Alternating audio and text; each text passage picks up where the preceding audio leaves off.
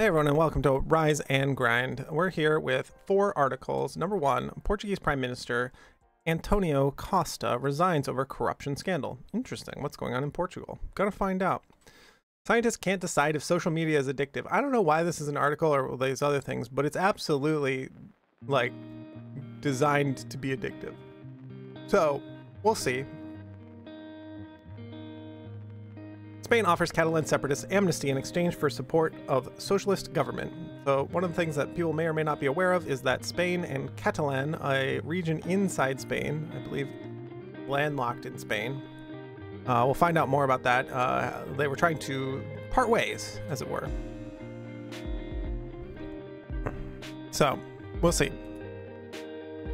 And James Webb telescope detects clues about how Earth formed billions of years ago. Love that. We were doing some science stuff anyways, so we will take a look at these. Let's start with Portuguese Prime Minister Antonio Costa resigns over corruption scandal. The Public Prosecutor's Office announced today it was investigating Costa and several members of his cabinet. This was put in chat by Hawkrex. Thank you very much. Appreciate it. Let's put that in chat just for reference and into my notes so I don't lose it. And several members of his cabinet for alleged crimes of prevarication. I don't know what that word means. Let's go look that up. Prevarication. Speak or act in an evasive way. He seemed to prevaricate when journalists... Okay, so he's a liar. Got it. Active and passive corruption and influence peddling. Okay, I know what these other ones mean. If you don't, put a comment in the chat or in the YouTube comments. Happy to address. The 62-year-old Costa, Portugal's socialist leader since 2015, so 8 years, asserted his innocence, but said in a nationally televised address, "In these circumstances, obviously I have presented my resignation to the President of the Republic." Okay. Portuguese President Marcelo Rebelo de Sousa quickly accepted Costa's resignation. He is expected to dissolve Parliament and call for a new election. Apparently there were lithium and mining concerns. An investigation in which 40 locations have been searched focuses on... Wait, what? Where's my article?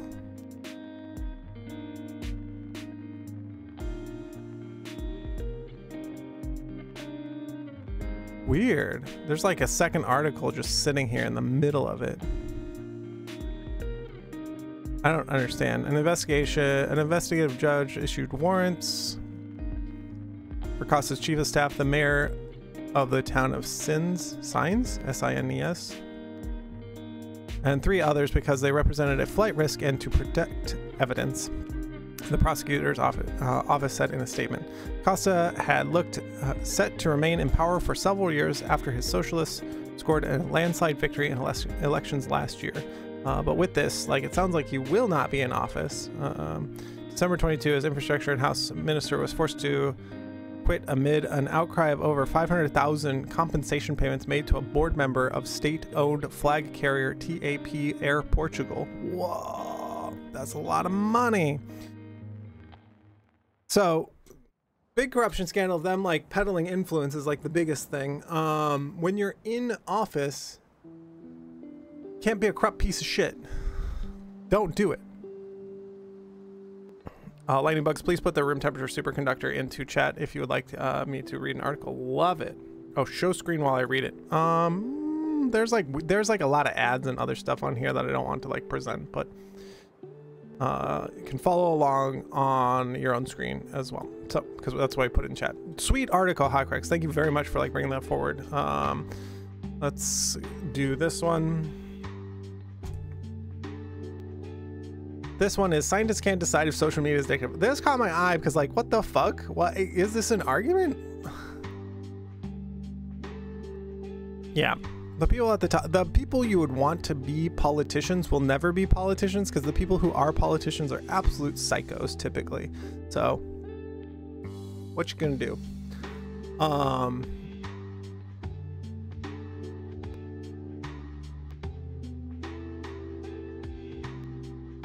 Sweet.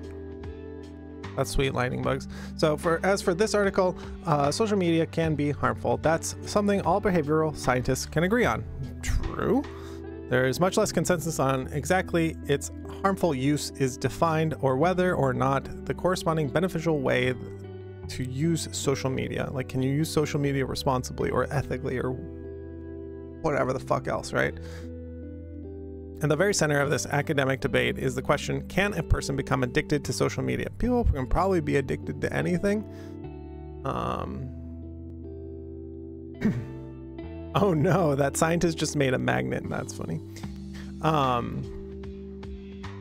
Continue reading. Something on an answer to this question has a surprising number of implications for the internet, for policymakers, and even for people who suffer from or treat more well-defined forms of addiction. That's true, because if we don't like classify it as an addiction, like we can't like it'll be legislated in different ways. So if it's actually classified as an addiction, like you get different outcomes and different circumstances and different like everything. So like that's interesting that like because it hasn't been classified or these other things in this way, because you would have to have like regulatory things, or like people's medical care would be different in different ways, because like destigmatizing things, or if it may, or stigmatizing them in different ways. Interesting. Let's continue to read. Attempts to do so have resulted in fairly conflicting findings. And Nicholas Eason?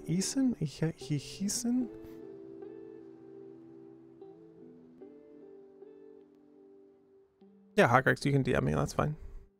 My DMs are open. Also, if you want me to like read an article about the like history of Portugal in next Rise and Grind, I'm happy to do that as well too, because that seems fucking sweet. We love learning about things. We learned about Hamas, we learned about the Bhutan region, we learned about other things, so love learning. We love learning around here. Just because I don't know what words say doesn't mean we don't take a moment to like look them up as well too, right? So we'll talk about all these things. An associate professor and some studies suggest abstaining from social media can improve mood and well-being. No shit. Comparison is the theft of joy. We've said this for years before.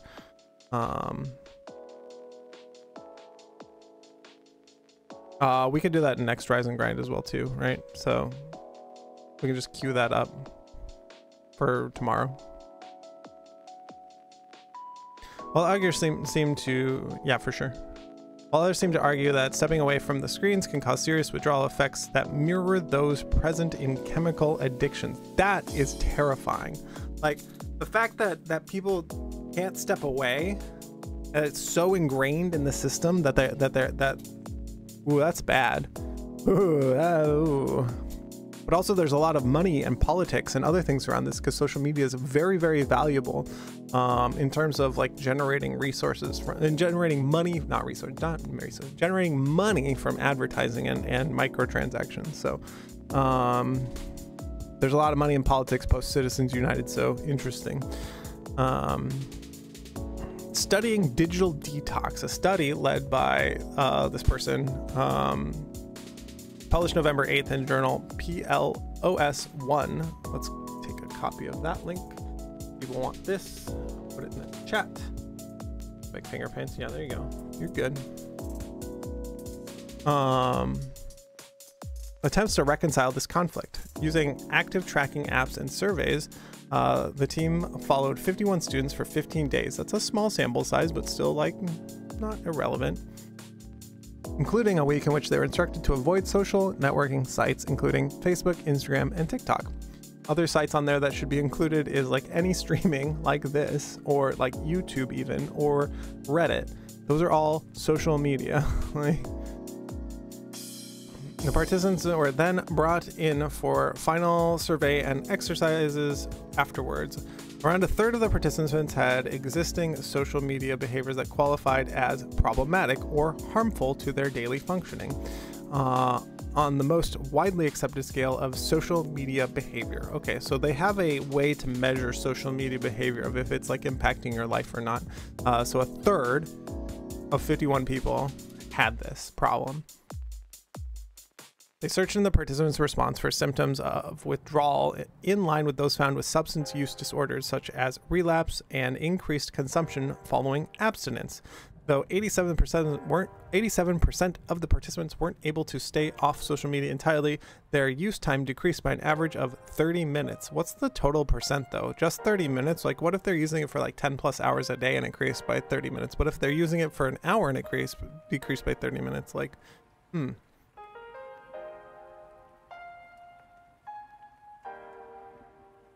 It has been like in Finland, they have postponed people on the basis that they are addicted to social media.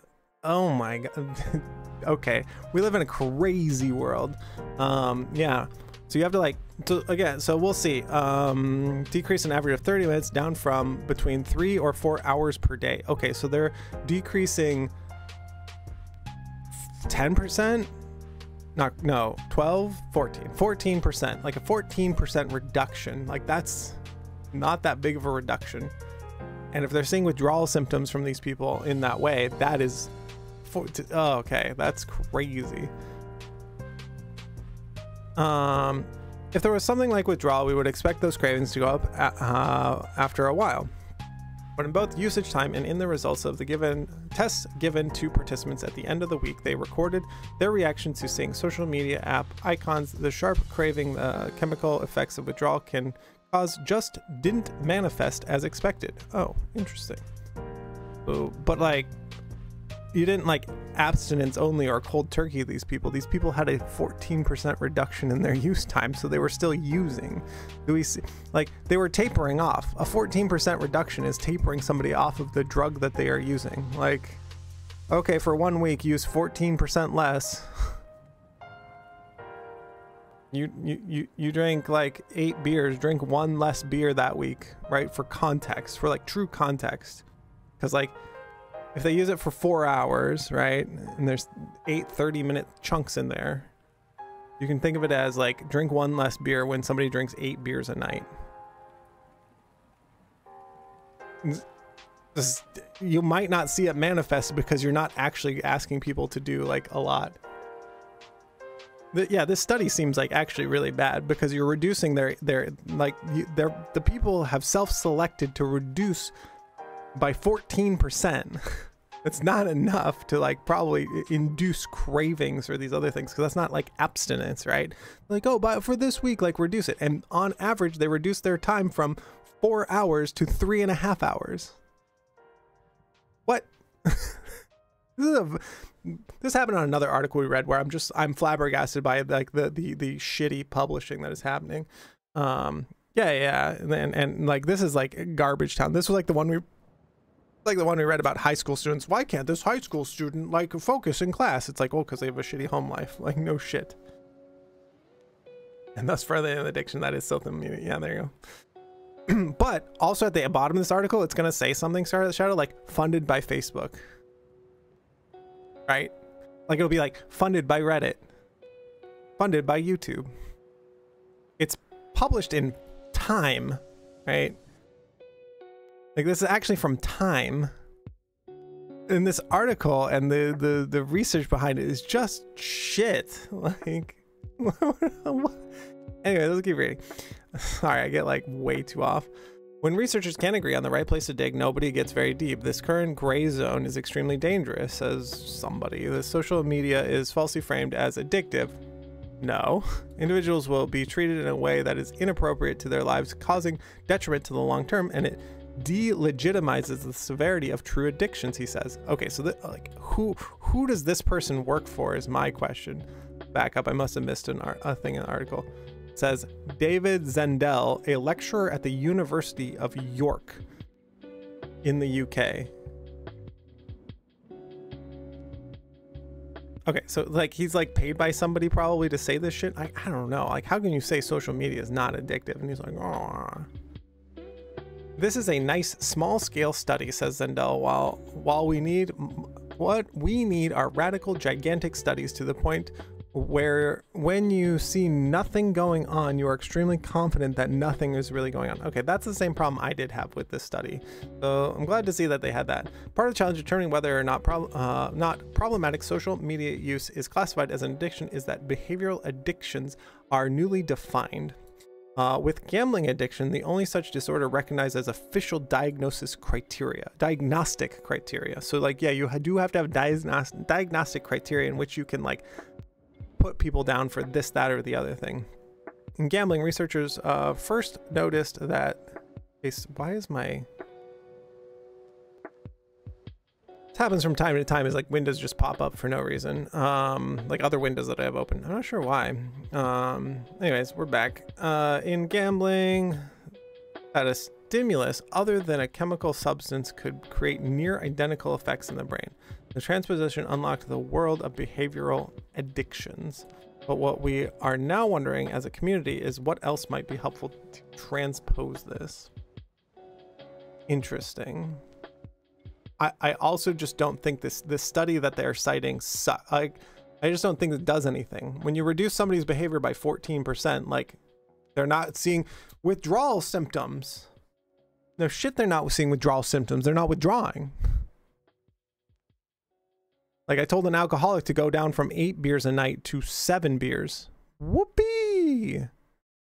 Anyways, kind of a crap article, but like I grabbed these so that we can read them and like understand like what is happening. So I agree with the article where it says more research is needed to be done on a larger scale. Like that is absolutely a thing that needs to happen.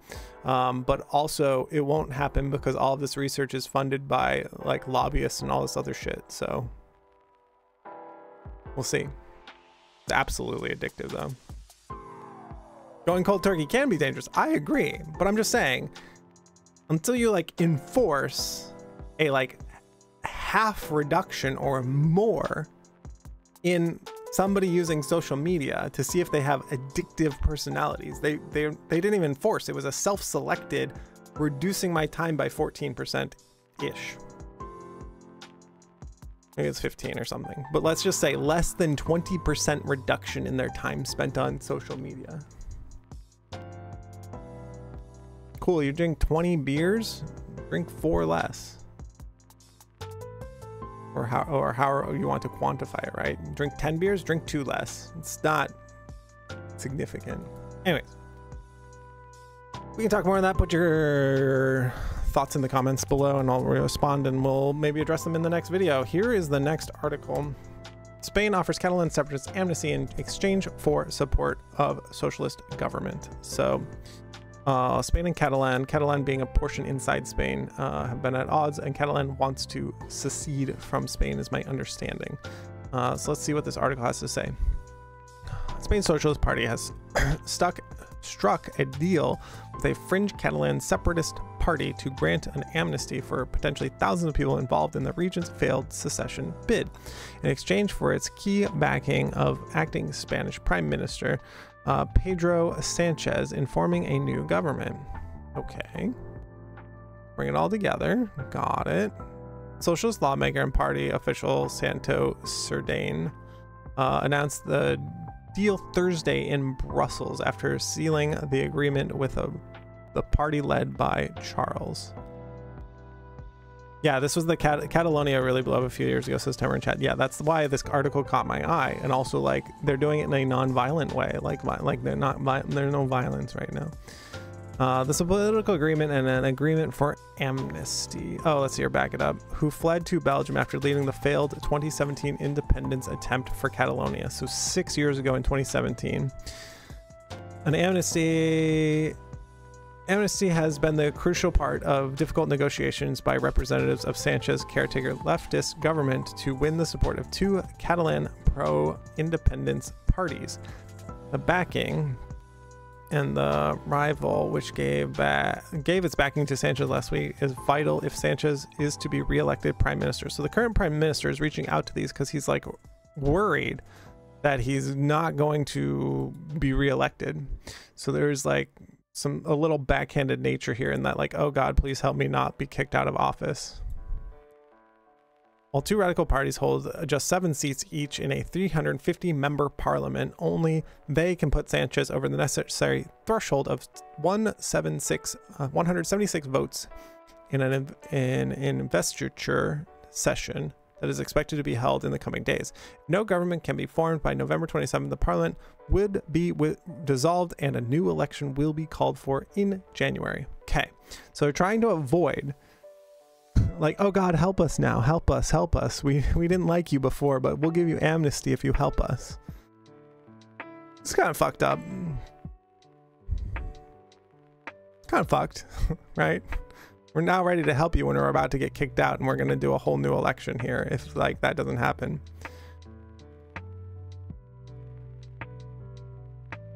Spain's courts are still trying to have to get extradition from Belgium. That's interesting. Given that he is considered an enemy of the state for many of the people of Spain, and any deal that benefits him is politically toxic. Interesting. So they are at odds and there are problems here, but one of the ways that they're trying to resolve it is through amnesty, but they're doing it underhandedly because he does not want to have to dissolve the government and go through a new runaround for everything. So interesting read. We didn't read the whole article. Feel free to click the link below and read some more yourself, but that is an interesting power grab from the people currently in power so that they can stay in power. Good, bad, average, I'm not sure. We'll see after November 27th to see where it goes, because we'll probably read another article being like, Spain is dissolving parliament and they're doing a whole new election in January, and we'll be like, I know why. Last article, James Webb Space Telescope detects clues about how Earth formed billions of years ago. This one, linking it in chat. We love science. We read science articles all the time. We love learning. Science, learning, love all these things. The James Webb Space Telescope, or JWST, has spied planet-forming disks letting off cold steam. I don't know what that means. Providing crucial evidence for a leading theory describing how planets are built.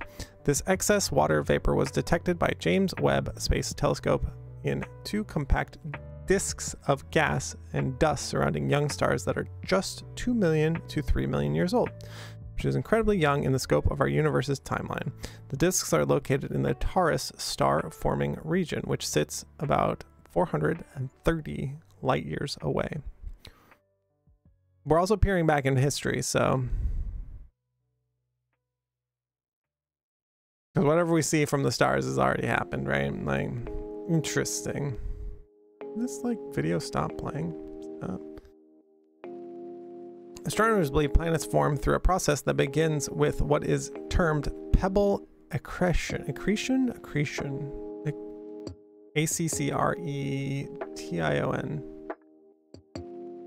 Define. Growth or increase by the gradual accumulation of additional layers or matter. All right. This involves, oh, and it goes on to describe that because people don't know what this means. This involves small chunks of silicon rock ranging in size from centimeters to about a meter that are coated in ice. They're thought to begin their lives in the freezing outer parts of a forming disk, typically home to comets, and eventually start to experience friction with gas in the disk. This friction presumably robs the pebbles of their orbital energy and causes them to migrate into the disk's inner realm. As they congregate in the inner realm, the pebbles are thought to start bumping into one another and sticking together, slowly building up into larger and larger objects until they become protoplanets. From there, much stronger gravity of these protoplanets allow them to continue to grow in size and faster. So you start, it's the snowball effect, right? Except for it's with multiple items rather than just like one snowball that you roll across things.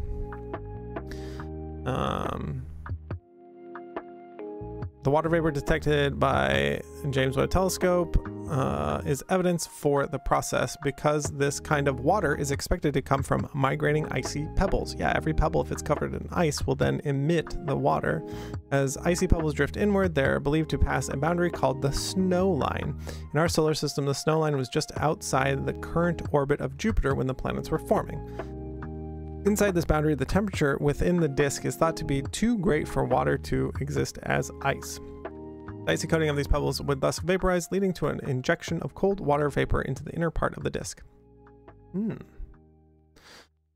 Webb finally revealed the connection between water vapor in the inner disk and the drift of icy pebbles from the outer disk.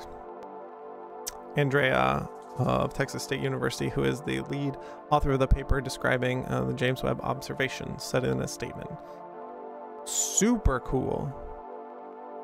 Like, quite literally, because we're in space, if we're talking about these things. That's incredible. And I didn't know that there was a term called snow line in the, you know, formation of galaxies, I guess, or solar systems.